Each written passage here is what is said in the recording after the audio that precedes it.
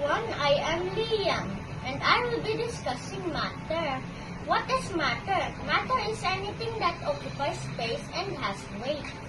There are three kinds of matter: solid, liquid, and gas. Solid has definite shape and you can hold it like this cereal.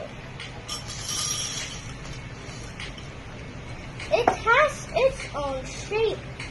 See that? It occupies the space of this container.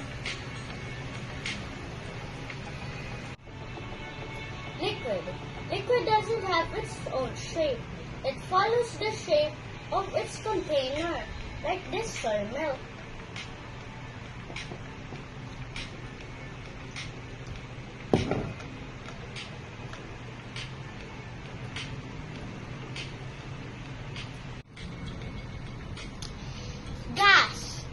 Gases cannot be touched or held.